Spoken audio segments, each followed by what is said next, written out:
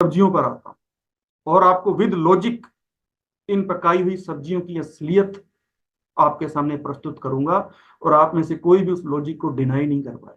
ऐसे फैक्ट्स मैं अब आपके सामने रखने जा रहा हूं।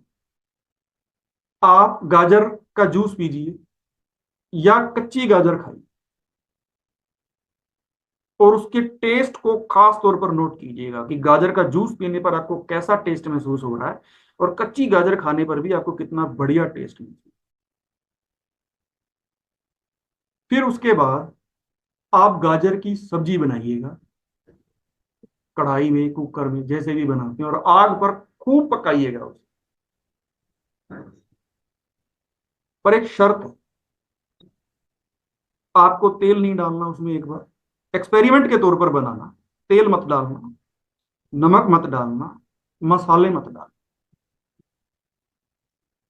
और उसको आग पर खूब अच्छे से पकाइएगा जब तक आपकी संतुष्टता ना हो जाए, जब तक वो अच्छे से पकना। और उस गाजर की सब्जी को खाइएगा जिसमें तेल नहीं है, जिसमें नमक नहीं है, जिसमें मसाले नहीं है, और उसको खाइए और उसके टेस्ट को अनुभव कीजिएगा।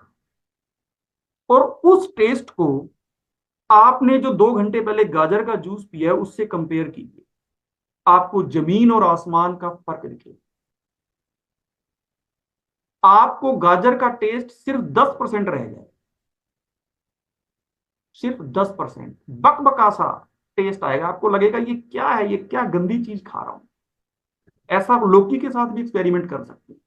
लौकी का जूस पीजिए, फिर लौकी की सब्जी बनाइए, शर्त लागू है, बिना तेल और बिना नमक, बिना मसालों के बनानी। अब वो टेस्ट क्यों कम हो गया?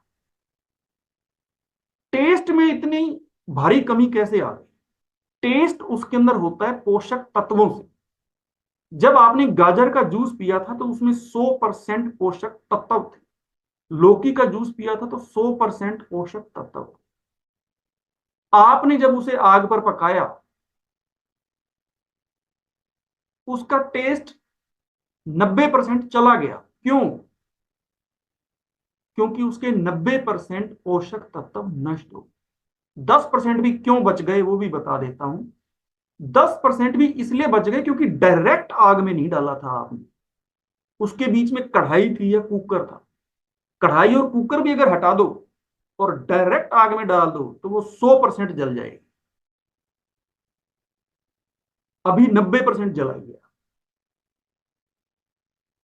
जिसको हम कहते हैं ना आग पर पकाया हुआ भोजन, ये एक्चुअली में आग पर जलाया हुआ भोजन है। और जिसको हम कहते हैं ना कच्ची गाजर, ये एक्चुअली में प्रकृति के द्वारा पकाया हुआ भोजन है। मार्केट से जब गाजर लाते हैं तो वो कच्चा भोजन नहीं है, वो प्रकृति के द्वारा पकाया हुआ। और जब गाजर की सब्जी बनाते हैं तो वो पकाया हुआ भोजन नहीं है, वो मनुष्य के द्वारा जलाया हुआ भोजन।